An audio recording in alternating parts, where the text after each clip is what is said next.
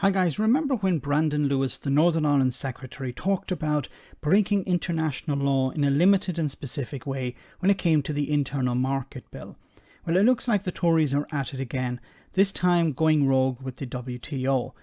Now, the UK government has extended steel tariffs until 2024 in what they're saying is a plan to protect the steel industry that is struggling at the moment.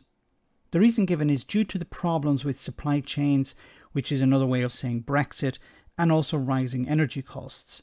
The industry needs help. This industry is also considered strategic by the government given the UK's dependence on imported steel.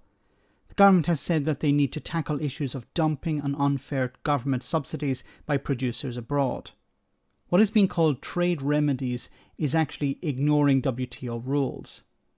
Due to higher prices in Britain as a result of rising energy prices, UK producers have been struggling to compete with cheaper Chinese imports.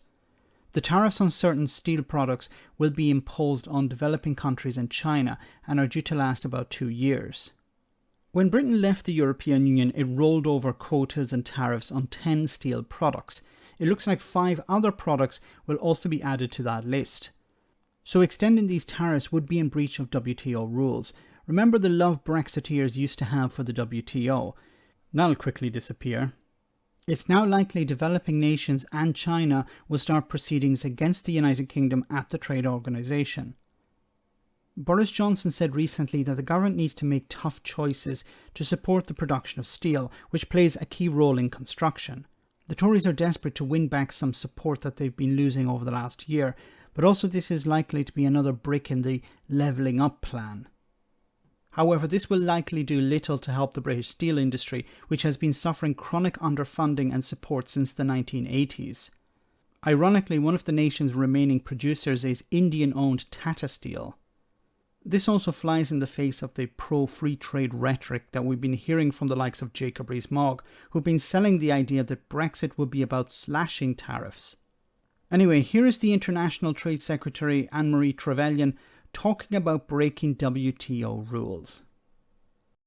The Government wishes to make it clear to Parliament that the decision to extend the safeguards on the 5 product categories departs from our international legal obligations under the relevant WTO agreement, as relates to the 5 product categories. However, from time to time, issues may arise where the national interest requires action to be taken which may be in tension with normal rules or procedures. So what she's basically saying here is that we're going to break the rules and we're going to impose these tariffs on steel to protect the UK steel industry. Now, this, as I said before, flies in the face of the so-called free trade ideals of the likes of Jacob Rees-Mogg and other libertarians within the Conservative Party, and how they have described the European Union as a protectionist racket. Well, this is what the UK government are doing at the moment. They're protecting the steel industry, or attempting to do it, by imposing tariffs on steel from abroad. Now, this may sound like, oh, well, this is a wonderful idea. It's going to protect thousands of jobs in Britain.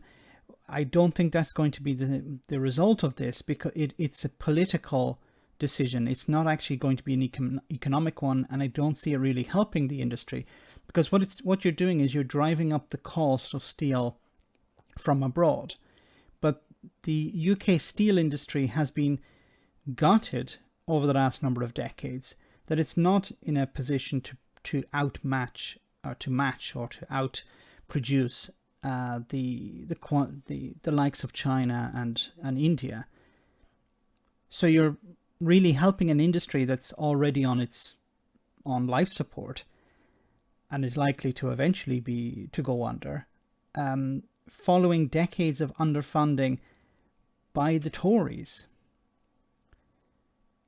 It doesn't really make any sense, but it does from a political point of view. Yes, we're going to stand up for Britain. We're going to impose tariffs on goods and steel, for example, in this case, from abroad, to defend the Red Wall or to defend Tory seats. Let me know in the comment section, guys, what you think about all of this. As always, your comments are greatly appreciated. Thanks a lot.